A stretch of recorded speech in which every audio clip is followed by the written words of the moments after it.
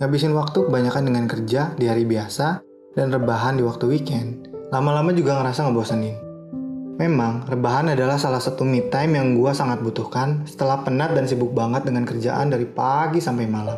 Tapi makin lama, gue ngerasa kalau gue butuh sebuah suasana yang baru, suasana yang bisa melepaskan rasa penat gue, bukan cuma dengan rebahan. Gue gak bisa terus-terusan natepin layar laptop ataupun smartphone untuk sekedar bertegur sapa secara virtual atau cuma ngelihat dunia ini dari YouTube, tapi badan tetap aja berada di kasur. Akhirnya, gue coba untuk menyapa orang-orang terdekat gue dan gue ajak mereka untuk jalan-jalan di grup WhatsApp. Tanpa butuh 1 menit, mereka pun serentak setuju dengan ajakan gue.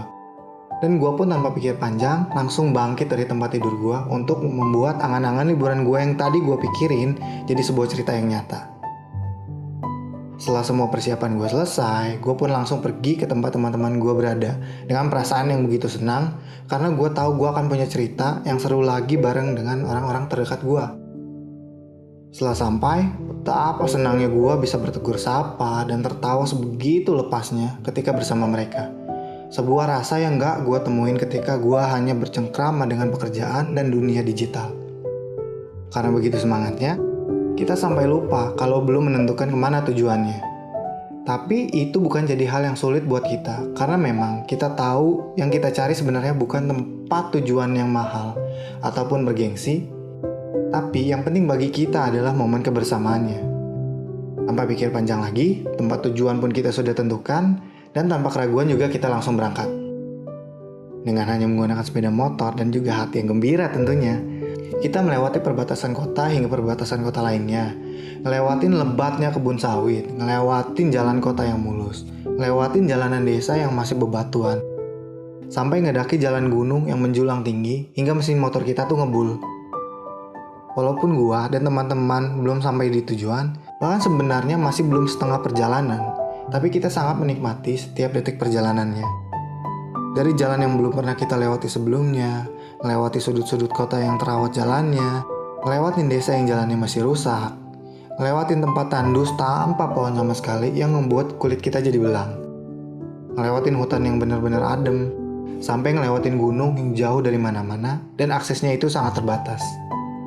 Jadi, selain ada cerita dalam perjalanan, ada juga rasa syukur yang bisa gue petik.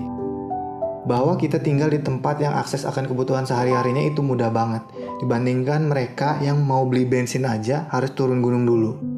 Dan konten digital yang biasa kita konsumsi untuk melepas penat selepas kerja itu masih menjadi sesuatu yang mewah buat mereka.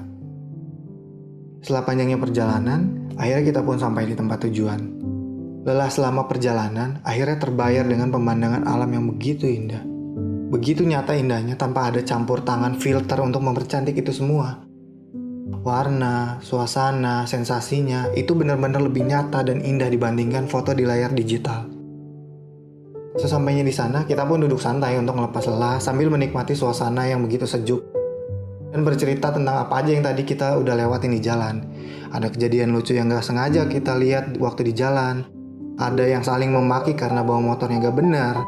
Ada yang dimarahin karena bawa motornya itu terlalu lelet dan ketinggalan jauh di belakang.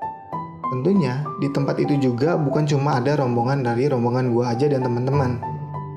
Pastinya ada rombongan kelompok lain dan juga orang-orang sekitar yang ngejaga di tempat itu. Akhirnya kita pun berkenalan dan berbaur satu sama lain. Saling bercerita tentang kampung halaman kita tuh gimana, bagaimana cerita perjalanan mereka, dan juga cerita-cerita dari warga setempat tentang kondisi dan sejarah dari tempat yang kita datangi itu. Yang tadinya kita bayangkan itu akan ngabisin waktu dengan kelompok kita aja, tapi ternyata jadi liburan yang asik banget. Karena kita ngedapetin banyak teman baru, dan bahkan warga setempat pun memberikan makanan untuk kita santap secara cuma-cuma.